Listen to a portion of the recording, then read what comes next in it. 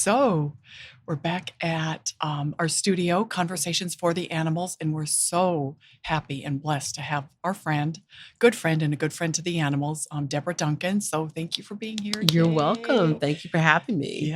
Yes. We've talked a few times before about animal welfare, and you have a pretty good grasp of it. Oh, Tama's here too, my co-president, Same, Tama same, Lundquist. same. She thought it was a mirror. Yeah.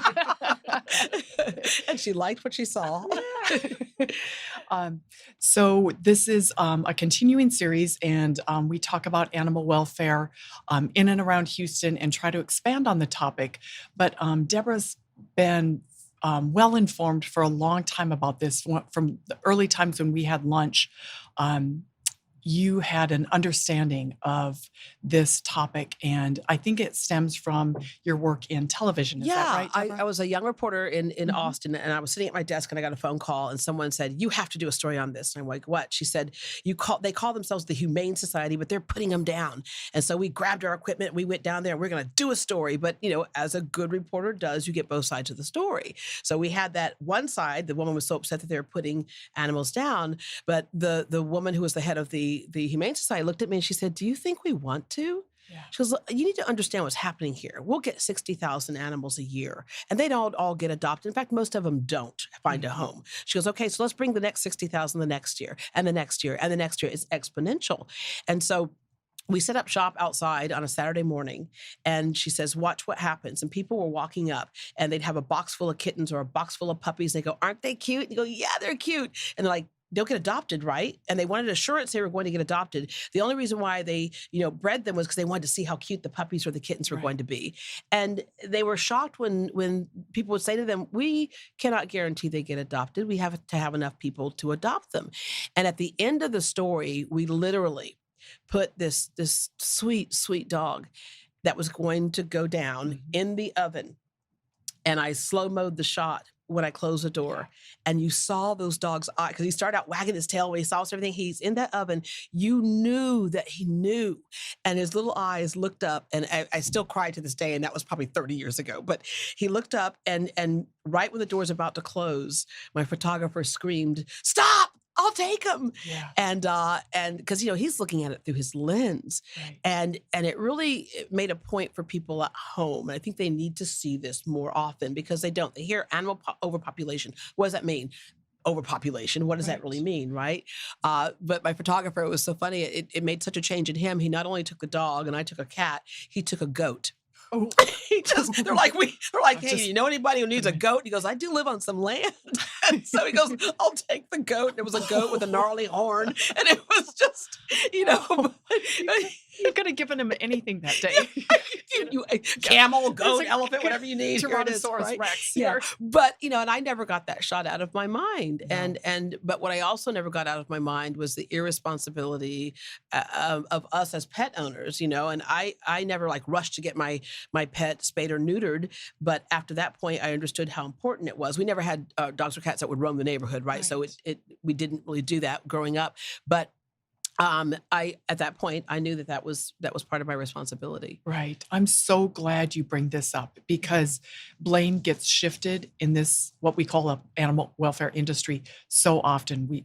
People blame the rescue groups, they blame the shelters, they blame everybody. But this is a people problem. And that's not to say that there aren't resources within our city, our governments, our corporations, our nonprofits, but this comes down to irresponsible pet ownership and holding people accountable for how they manage or don't manage their pets. And so, which is why we say we want to elevate the status of animals in our society, because once you elevate animals and their status in the society, they're not disposable.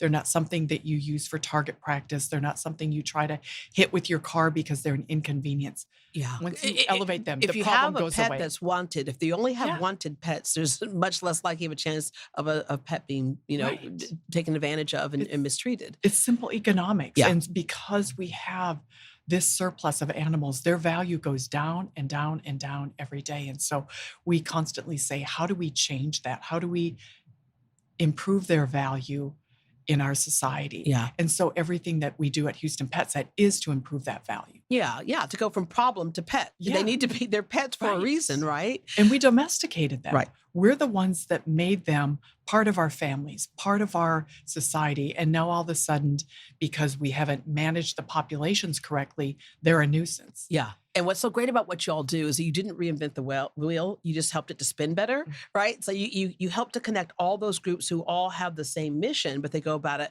a little bit differently. And so when someone says, yeah, I have a cat or dog, but I can't afford to get it spayed or neutered, there are programs for that, right? Someone who says, I used to could take care of it, but I can't anymore. There are programs for that. And so the deal is just there are organizations there to take care of the animals that are already here. What we need to do a better job of is don't create more that are not wanted, right? 100%. And we know it's possible. We've seen it in third world countries. Yes. We've seen other countries say, what do we need to do? Right. And they line up and they get it done. And so it's hard. It's such a struggle here. And I think it's for all kinds of reasons. Part of what I said earlier, people just seem to think that it's not a big problem. They think it's just, hey, let's just breed these animals and see if they're going to look like, oh, that's so cute. And that's it. Well, you can't do that times thousands of other people doing that. Right. Or people just think you can't tell me what to do. Or we have all kinds of other issues of people who fancy themselves as breeders who really aren't breeders, right?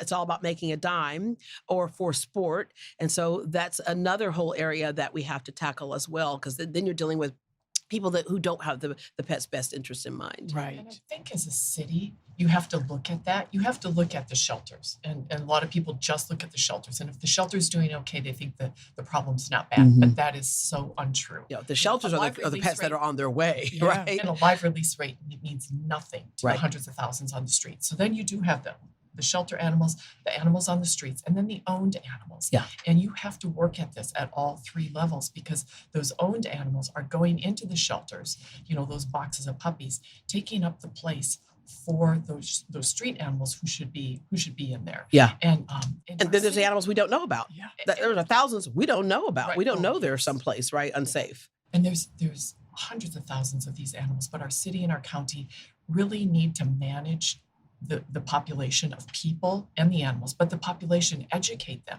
You have to educate them. And when you can't educate, you legislate, which, is another topic in and of itself. But our city and our county really have some of the responsibility, because when you run a city, you have those certain things that you just have to do. Yeah. Like pick up the trash and fill potholes and make sure the infrastructure's right. And all of these things. You'll end up paying for it one way or the other. Homeless Do you want to pay animals for is it another. effectively, Yep, or do you want to exactly. pay for it in a way that just it spins its wheels and it just doesn't get any better? It just keeps wasting money on it, right? Exactly. Because who knows what damage is being done when companies come here, when they're trying to do economic development, and they say, great, I can put my big business here, but where are we going to put the people that's safe, where there aren't packs of dogs running? Because this is a Well, quality it of also life issue. speaks to the humanity of your city, Yeah. right? I know there are several big corporations where the CEO of that company or the owner of that company, animals are a big deal for them. And when they look at what city they're going to set up shop in, they look at how do you treat your animals? And then at the end of the day, you can say,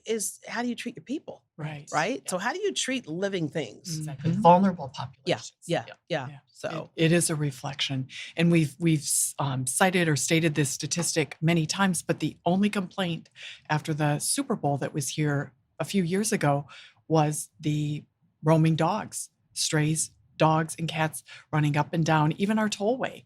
And so it is so bad here that it does impact events. It impacts, to Tama's point. the fact that Yeah, people notice that Yeah. out of all things, right? Yeah. So it is a quality of life issue. So for those that don't care about the animals, they need to care about what this city looks like. Yeah. And that's, that's why we want a place at every table, whether you talk about public health, public safety, education, these events, marketing the city. We need to be there because this impacts a large percentage of our population. Yeah. And it doesn't happen in your neighborhood, Deborah, does it? No. You don't see No. No, it's very isolated, and it happens in pockets. Right. And so once you go into those pockets and In you pockets see and it, behind closed doors, right? Because sometimes you'll see exactly. the dog chained up in the front yard or the dogs that are roaming around. But, how often do we have these investigations that we don't necessarily see on the news, but they Right. kind of uncover all these animals that are stuck in these homes for Yeah. whatever reasons? Sometimes the pet owner truly feels like they're being their friend, and those are whole different isolated issues, right? And other times people just don't care. Or, as we mentioned earlier, the stuff that's kind of behind the closed doors for sport, Yeah.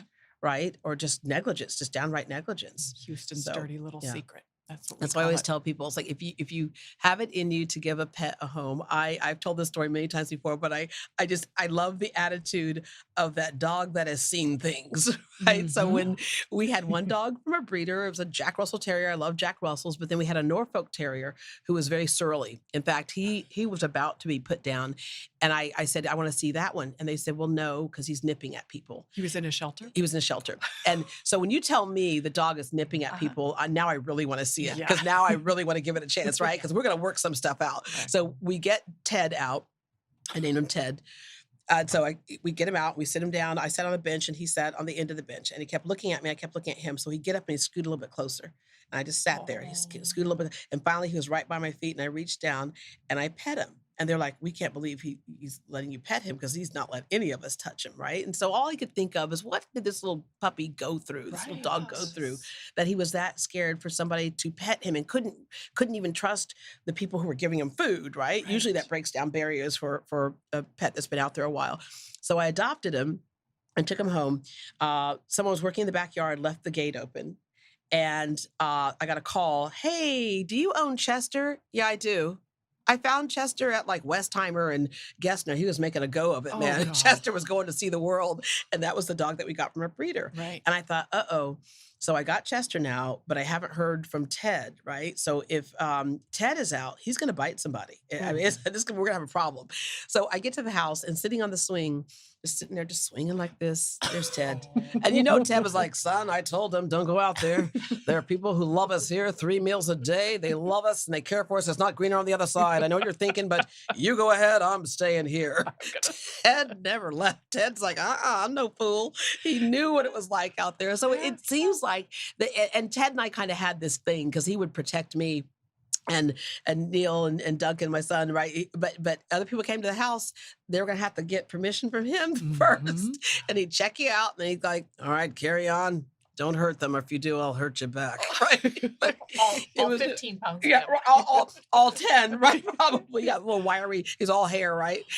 So it's like it's a special relationship if you have it in you to be able to, rescue an animal. It's almost like they know. Yes. Right. And they're gonna do good by you for it. Yeah.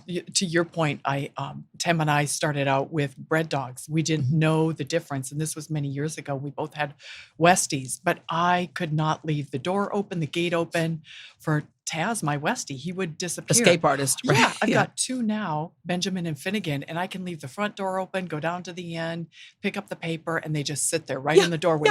We're not going anywhere. We're going to stay right here, because we got air conditioning, we got food, we got water. It's good. Yeah. So Our little terrier got out the other day, and we didn't realize it. And opened the garage door, and there he is, ready to come back. Yeah, right. I used to have Ralphie, was another dog that actually, he just jumped in my car one day. He just like, she looks like a nice lady. And so I was at a grocery store in a parking lot, and this is a dog when I first moved here, and he came into my life at a point where I was just like, I didn't know anybody. I was new to Houston.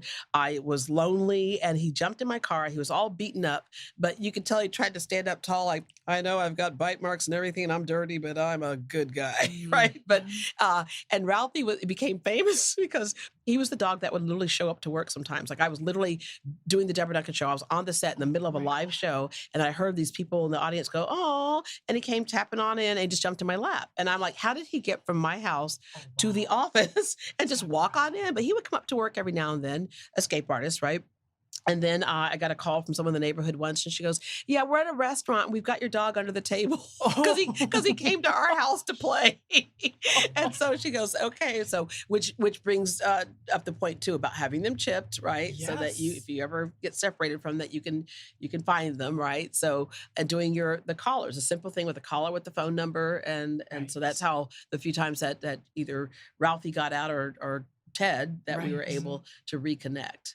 95% of dogs that are microchipped are returned to their owners. 5% that aren't microchipped never You find their way they home. can't speak for They themselves, can't. right? Yeah. Yep. So it literally. says so much Yeah. about microchipping. I'm glad you brought that up. Yeah, So do you have doggies now? I do. We have Chester, and then we have a dog that we found.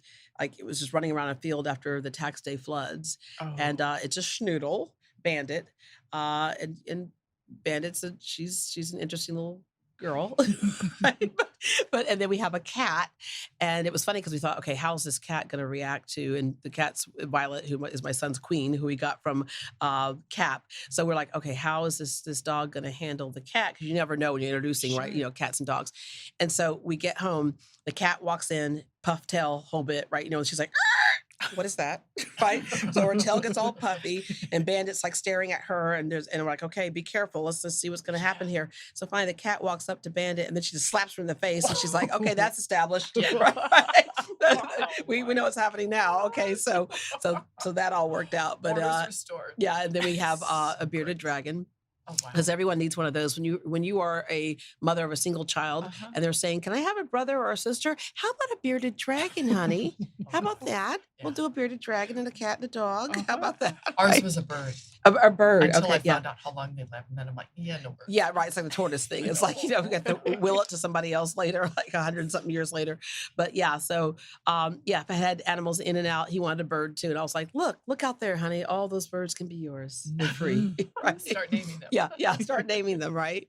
So yeah, but it's fun what it brings to a household, even I was gonna for a say child, that. responsibility, Yes. right? So, I think all of us have been guilty of no, we promise we'll feed it, we'll clean the cage, we'll feed it, we'll take care of it, we'll do all this. So it's funny. The cat though will let you know. Mhm. Dogs just kind of like if they're hungry, we're just like, kind of all around you, right? No, the cat's meow, meow, meow. No, not that stuff, the good stuff. Meow, meow. She will not stop. That will become her. I'm like, son, she wants the good. She wants to be, I'll get her in a minute. No.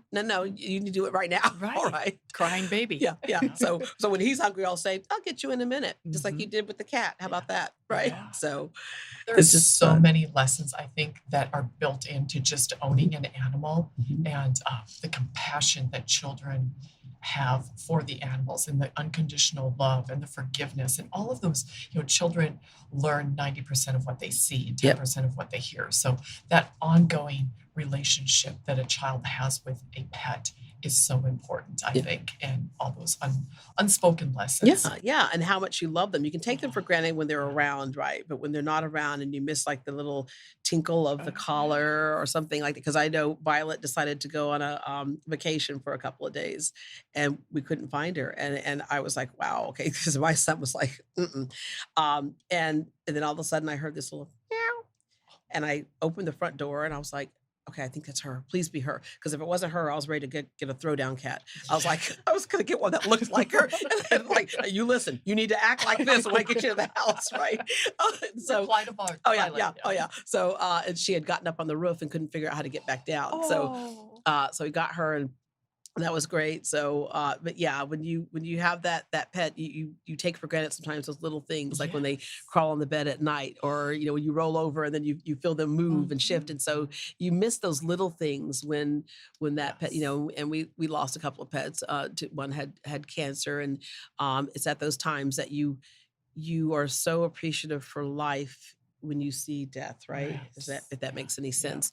And I just remember Ted, who was the feisty one, one day I couldn't find him, and he was in the bathroom laying on the floor, and it was because I think it felt good to be cool, right, on the floor, and he just looked up and he wouldn't even respond to having like meat or something like that, and we knew right at that point, and so but it so we had to put him down in a humane way, and but it just what it gives you. You're right. The memories it gives you, Yes. especially growing up. I think we all had pets growing up, and they were part of your life. They're part of your family. So we need to treat them like that. Why would you treat that one as a member of your family, but we allow others to be treated as trash? Right. It still has feelings. And we say that like we know so many animal lovers, pet lovers, people that have pets and love them, have compassion for them, do so much, spend money on them, but yet they're kind of oblivious or not concerned about the ones on the streets. Yeah. And we say they're no different. It doesn't matter if it's a mangy pit bull or a scary little chihuahua. Yeah. From top to bottom, they want the exact same things that your pet wants. They want to be loved. They want the exact same thing that humans Yeah, want. exactly. Right? That's It's what's so interesting to right. me. It's like that's the reason why we have them as pets, and we relate to them, right? Because So they do right. have some of the same feelings that we do. Yes. Yeah. And they need all the same things. Yeah. The shelter, the food, the water, there's a little bit of freedom, and of course that human connection. Yeah. I don't know that they would survive or thrive really without that human connection. Right. I realized this when my Sonny, my pit bull, would go in my closet and go under the clothing slowly, slowly, slowly. And I kept, why is he doing that? And I think it was that touch that he was missing because that human touch, and we know for humans it's very necessary to have that human touch to Right. thrive and grow, and so why not? Why wouldn't it be the same for animals? Yeah. Since they're living in our world. I'm sorry, not animals, but dogs. Why wouldn't it be the same for dogs and cats? Because they're living in our world, so of course they're going to require the same things. Yeah. I thought you were going to say he was just fashionable, but I mean, that too. yeah, Cross-dressing. But it's also even like the smells, right? Because I know our cat, one of her favorite things is to sniff the laundry basket. It's like, oh, where have you been? Right? Yes. It's like, we're like, no, that's not good. Don't do that, right? But she's like, they get different things out of that, obviously. But I don't know what my life would have been out without animals. And I was thinking earlier on the way over here, the first pet I ever had, because my parents wouldn't let us have pets at first, was Henrietta the frog. And I had Sarah the snail. Don't ask. A snail? But I had a snail. We were living in Taipei, Taiwan, and the snails were like this big. So it was feasible to be a pet. It was feasible. They were big snails and the frog, but I built a little habitat for it. And of course, in my mind, I'm thinking they're coming home to the house that I built for them. But it actually was just conducive to how they lived. But, there they were. But it was that first a thing of taking care of something that you thought responded back. So, as little girls, a lot of us took care of dolls, right? But it didn't respond. Right. So you start with something that's living and it responds. Yes. And the thing that makes pet ownership like priceless, especially with a dog, because cats don't care sometimes, is that no matter how fat I am, the dog doesn't care. The dog is like, Yes, that's the same thing. yeah, looks fine to me. Looks fine to Back me. to Yeah, your right. joke. Back to your Back joke. yeah. But yeah, that doesn't care. They don't care what situation you're in. Right. There's a joke that we always have that how I tell the difference between the twins. I was like, oh, you're the fat one, right? Which they're both like this, right? But anyway, yeah, they're non-judgmental, right? They teach us to be better human beings. Yes. If my Yeah. husband comes home late, my dog is still so happy to Yep. see him. Yay, daddy's home, daddy's home. And I'm like, I should be happy that he's Yeah, home. see, You that's the made it dog. The safely? cat, on the other hand, Yeah, is it's like, working late again. Whatever. Yeah. Whatever. Just give me my food. I'll be fine. No, you can't pet me right now. I'll let you know when you can pet me, okay?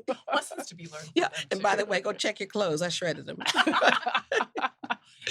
But So they truly do teach us to be better human beings, Yeah. and they give so little in return. yeah. They give so much in return. Yeah. We give them so little little, in return. and they give us so much in return. Feed and play with them for a second, right? And they're So- thrilled. Let me ask you too, because Uh-huh. you have your pulse on everything, and I'm gonna go back to what I love about what you did is not reinventing the wheel, but trying to figure out how do we better help those organizations that are already in the trenches, right?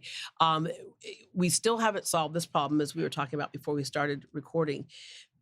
What's the best things that we can do to better connect the dots between all the organizations, or is it really at the end of the day, it's connecting the dots between pet owners and people who don't even own pets, but realize that it's an important issue? I think it's all of the above, Deborah. It truly is. I don't think that this is going to get solved without the input and collaboration from all the stakeholders. So we need our city government, our county government to engage with the nonprofits. I think that's the first very, very important because those are the people that are most probably invested. Yeah. If you look at the budgets of the city and the county, it's 19 million. The budgets of the animal nonprofits that we're aware of, 70 of them, 67 million. So the nonprofits are really the ones making a difference in Right. this community. So Right. there has to be collaboration between those groups. And then beyond And when you that, say nonprofit, that's because these people have a vested personal interest in doing passion. this, right? They didn't They're not stand- required to they be can't out there doing stand any to of see it, the right? suffering. Yeah. Yeah. Yeah, but they're not required to do No. this. It's not because it's fun. Right. It's because it's so painful not to do it. Yeah. Right. When you drive home every day and you see that same dog and he's failing and this day he's hungry, this day he's skinny, this day he's been hit by a car and he's dragging his two back legs. Yeah. You can't, I don't know what kind of person can drive by that and not have a reaction to it. So they're doing it because they don't want to feel the pain of watching the suffering and not doing something. Yeah. And so it's unfortunate that the lion's share of this work being done is being done by the private and nonprofit sector. Yeah. And when Tina talks about those numbers of the budgets of the rescue groups that we know of, that does not include the time that tens of thousands of these volunteers put into this. That's we're talking hundreds of millions of dollars if you want to include the time that they put Yeah. into this. If they're punching in Yeah. a time card, And absolutely. if it wouldn't hurt the animals, I've said we should go on strike. All the rescue, see what this city looks like when those hundreds of millions of dollars go away from the problem. Yeah. When the tens of thousands of volunteers stop doing what they're doing. In a week, we're going to look like a third world country without Yeah. a doubt. Yeah. And unfortunately, well, we can't do that because the animals would suffer. But what is it going to take for our stakeholders, people in the city and this county, to step up to the problem and at least match what the private nonprofit sectors do? Yeah, yeah. And again, I'm gonna go back to the thing is this is it's fairly easy. I think that's the confusing thing. It's like we get it. Taking care of an animal is not easy. Okay, we get that. But let's say like starting today, everybody said, okay, every animal will be Right. spayed and neutered unless you are a breeder or unless there's for whatever reasons not right. Then you don't produce any more than you have to, or than that should be. We can take care of that problem. Right. The balance is right. It's all about a balance, right? And so I'm just trying to figure out why that can't happen. Why can't that moment not happen? And it can, and it has to, and it's going to require, as you said, it's going to require our public to demand this of our governments. So our individual citizens, people with the voice to do this, you, Deborah, thank you for all you've done. You have been a voice for animals for a long time. And it's just going to require more of that. We have to demand that the resources are adequate. Because there is, as you said earlier, there's a return on the investment. Yeah. Once we solve this, once we get to manageable populations, our governments aren't going to be spending tons, Right. millions and millions of dollars. It's going to be manageable. And right now, it's a crisis. Yeah. Well, and we're going to have a better city. Yeah. You're not going to have this ugly little secret that's going to blow up eventually. We're going to have Yeah, a well, I black didn't mark on our realize when y'all said that. reputation. I didn't realize that, after Super Bowl, people were like, yeah, great city. It was pretty. It was awesome. Is this what's up with all the animal? I didn't realize people even recognized that. Yeah. So yeah, that And tells if you you right come there. from another city like Jill and Tina and I did, and a lot of people on our team, I think that's when you really get involved because you've never seen this before. Right. A lot of people today in Houston and in southern cities are conditioned to seeing, oh yeah, it's a stray dog. Okay. But in the North, you don't see that. You do not see it the way you see Okay, it so here. what's the difference? Is it education? Is it people that they've been in that fight longer, or they somehow more effectively got the message across? If you see a stray animal in the North, everyone's on high alert. Oh, you've got someone to call. You've got a 311. Yeah. You've got a shelter to call. You've got a city Shelter. entity to call. But in the South, you don't. In Houston, you don't have that. Also in the North, they do have that one thing called cold, where it freezes out. So Yeah. you Well, it's don't interesting. have My those sister-in-law fights. has a house up in Michigan, and she was driving, and there's a little French bulldog on the side of the road. So guess what ended up on the plane and coming home, right? Oh. And she already had one at home, so she's Yeah. like, "It's a sign. It's supposed to happen." But that's probably why it caught her attention. One of the Yeah. reasons why is because it was just such an unusual thing Right, up there. right. Whereas you're right, here you can see it almost becomes you turn a blind eye because you'll just see Yeah. dogs and cats walking around and just doing their own thing, You're- often. You're immune And to the suffering. yeah, yeah. Yep. Well, we're so glad for you, Deborah, because as I said, you've been helping with this for so long. You've been the emcee of the Houston Pet Set, Fierce Yep, and which Fabulous is coming Soiree up. for Yay. what, 10 years? Yeah, Yeah. coming up in you person. you make our event so much fun, and there's nobody in this world we'd rather have than you. Aw, So thank you. we're so grateful to you because you really bring, we love to have a gala. We love to, again, elevate the status of animals, which is why we do it.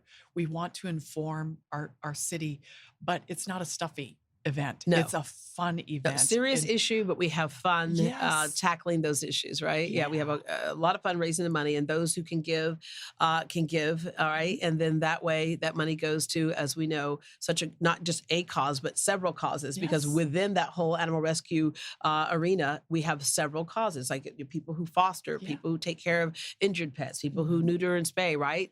Yep. Day-to-day food, all that type of stuff. Education, all of it, yeah. Yep. Well, we love to support all of these groups. Are there any groups that you love in particular, Deborah? Other nonprofits? You know, having done the show for Mhm. X number of years, you know, part of how we get our live studio audience when we have the live studio audience is that they're all nonprofit organizations.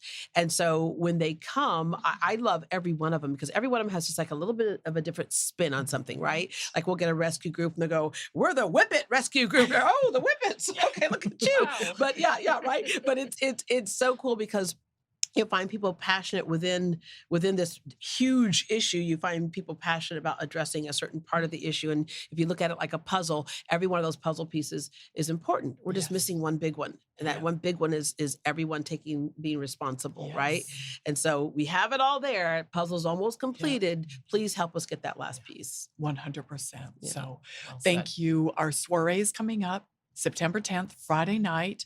We're stepping it up a little this year. We're going cocktail to black tie. Oh. Yeah, we said it's going to be our biggest, most fabulous Gonna have to get a event. ball ever. gown. Only if you want to. Yeah, one year you should do like on your 50th anniversary, do poodle skirts. Poodle For skirts. 50s, Okay, we could right? do that. Yeah. You could do a poodle skirt. She's like, anything that's so goes. great. I'm thinking, I don't think I'm gonna be around 50 years from now, but you go ahead. So thank you again for emceeing our event, making it so much fun. Thank you for using your voice to help the Yes. animals.